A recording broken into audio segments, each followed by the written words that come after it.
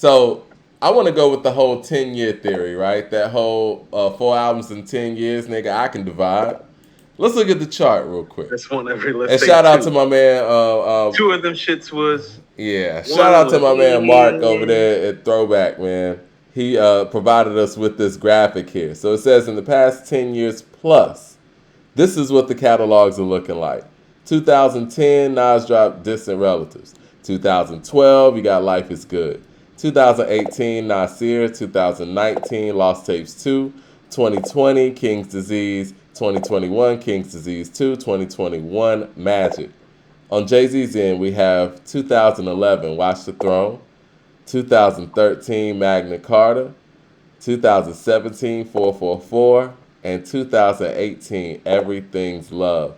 Funny how the tables have turned where in the last 10 years we've only gotten, I mean, are those even four Jay Z No. LPs? We got two Jay Z albums and two collab albums. And maybe if you want to count the J Electronica, no, he We'll didn't. give him that, No, Mike. no, No. We'll give him that. he didn't even put his name on that. I don't want to give him that. He didn't put his name on it. That his name's not even on the album. Mike. He's in desperate need of help. So we're gonna go ahead and give him this. Even with that being given. Oh no, Mike, he's still getting blown out. But that's what I've been saying. Well, this all right. Well, this is what the whole catalog looks like, right? So we got Illmatic. It was written. The Firm. I Am. Nostradamus. Then you got QB's Finest. Stillmatics. The Lost Tapes. Godson. Streets Disciple. Hip Hop is Dead. Untitled. Distant Relatives. Life is Good. Nasir. Lost Tapes 2. King's Disease. King's Disease 2. And Magic. That's 19 efforts right there.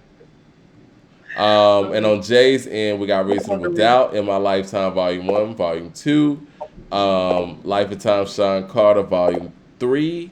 You got The Dynasty, The Blueprint 2, Best of Both Worlds, The Black Album, Unfinished Business, Kingdom Come, American Gangster, The Blueprint 3, Watch the Throne, Magna Carta, 444, Everything is Love. That's 17. If we want to add J Electronica, make that 18 to 19. Listen, it's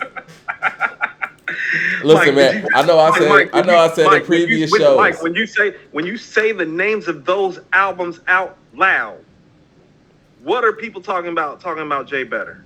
What with what evidence?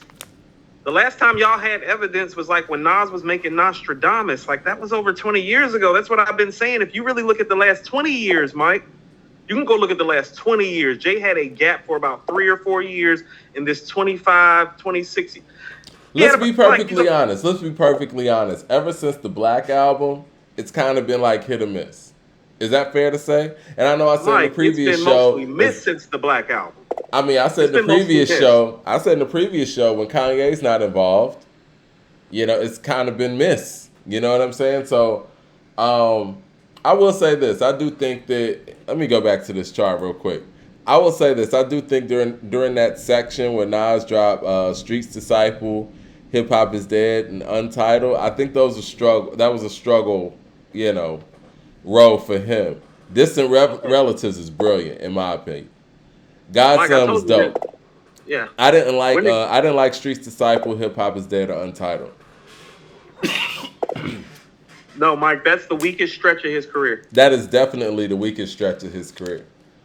Yeah, without question. But even with that weak stretch, I think that people kind of intensify it like it was longer than it actually was. So when did Godson come out? That was 2002.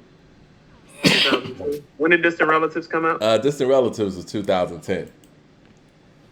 So that's 8 years, Mike. So I'm going to be objective and tell you if you told me from 2002 to 2010 that Jay was better, I'm going to give you that. Yeah, Mike, yeah, definitely. Mike, I would give Jay from 2001 on because when the Blueprint dropped, I think the Blueprint's stronger than Stillmatic, right? I'll watch it, Mike, but I'm not going to call Jay a better MC because he put an album together where his production help consisted of Kanye West, Just Blaze, and Bink. I'm not mad at that. I agree with you on that. But I will say though that if we're talking about album for album, I think the Blueprint is a better album. Now, clearly, we've talked about this. Jay I has don't more think. See, help. how about this, Mike? When you say that, and here's what I'll tell you: the Blueprint is a better end-to-end player than Stillmatic, but the classic shit on Stillmatic has stayed longer than the classic shit on the Blueprint because Nas is a better MC, and content's gonna win in the long run. You know what I've also kind of learned is the fact that You can Nas still is play his "You're the Man." Nas is his own guy. Like his stuff sounds like his stuff. Jay's stuff sounds like whoever he's working You can with tell at the what time. era he's in when you go listen to his stuff. That's what I'm Yeah. saying, Mike. You can still go play "You're the Man," and you're like, "Oh, well, that's Nas." And that's Like why anytime. when people say this about a versus, I just want to know what songs are being played because again, if Jay Z was going against Kanye in a versus, he would not win that because these Kanye songs, regardless if y'all feel like Kanye wrote the shits or not, they sound like Kanye West. You know what I'm saying? Like the Jay stuff, it's like, what are we gonna play? You gonna play Money Ain't a Thing? You gonna play like, cause I think might have been Mark Lamont here. No, it was Ninth Wonder. You saw that Ninth Wonder post where he was talking about um, Jay gonna do Crazy in Love and bring out Beyonce. Who gives a fuck about a nigga doing Crazy in Love in a If verse? he Are you does, serious? Come on, if he Ninth does that, Wonder. Cut it if he out. does that, it's Got a very lot of problematic. respect for you too, Ninth Wonder, but cut it out. It's very problematic. Cut Mike, it out. They need to stop that. No. They need to What are stop we that. even talking about? Mike, I don't think people understand. Like Nas got like DJ Premier, like Lil Wayne problems, like with the verses. It's like, which 20 classic records am I gonna pick from? K. Thompson says the Blueprint is dated too. Illmatic's not. It's interesting you say that. I just said that, Mike. I said the classic shit on Stillmatic has stayed longer than the classic shit on the Blueprint because Nas is Nas and Jay rides waves. And it's interesting because obviously, Nas being the artist that he is and meaning so much to Columbia at the time, they wanted him to ride waves too. And even when he did that, you still get a Nas's like on the album. He It's can't help himself, Mike. Can't yeah. help it.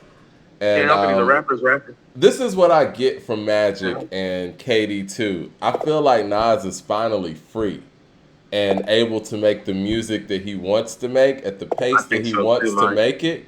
Because even in the 90s, you had that Jay Z line about, Nas only coming out with a certain amount of albums over a 10-year period in comparison to him. But you could, even in the 90s, if you go on YouTube right now, there's so much unreleased Nas material from that era. They just weren't putting it out. And so I don't feel like his work ethic has changed. It's stayed consistent. It's just his ability to put out material now. He's free. So I think that right now we're really seeing the testament of who really is that artist that could go in, lock in, and knock out stuff. I think in the previous episode I said that, Jay Z has a lot to catch up with. I think that was after Nas dropped KD 2. After Magic, I don't. Listen, man, I say this respectfully, Jay. I know you watch the show and all that.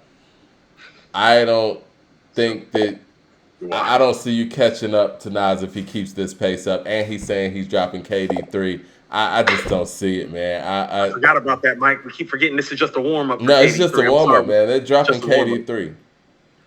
And honestly, man, and I know I talk shit about Kendrick Lamar and his pace, and he ain't dropped since 2017. I don't want to hear anything. I don't want to hear anything about Kendrick Lamar. I'm sorry. Yeah, you don't even care anymore. I don't care. I don't want to see no letters that he's writing and all that shit. I don't care, Mike, man. Mike, okay, so Mike, that's because Nas is the greatest MC of all time, and his relevancy and his activity as a premier and top-notch lyricist makes you not miss Kendrick as much. Period. Point blank. I never missed Kendrick anyway. Well, I mean, what I'm saying is that Kendrick filled a void lyrically that somebody like a Nas left in that 2002 to 2010 span. Kendrick Lamar's J. Cole, those are the people that popped up. The dude who they were like, taking the mantle from lyrically he's back and then he's in his prime. He was already better than them to begin with. DiCarlo made ask a really good question. He They know said, he's better. "Will They know, they'll will tell the you. KD series surpass the They'll tell you. Blueprint series?" It already has. What are we talking about? KD 1 and KD 2. Like I don't what? know about that. No, he needs a third one to No, KD 1 and solidify KD that. 2 are better than the two strongest projects because KD 1 and KD 2, Blueprint 1 and 3, right? That's what we talking, right? Yeah, we're talking 1 and 3 for the most part, because 2 was all over the place. I mean, Mike, look at this. Okay, Mike, you understand that this is over anyway because this is the best 3-album run of Nas's career, and they're about to drop KD 3. So even if it is a conversation, the conversation's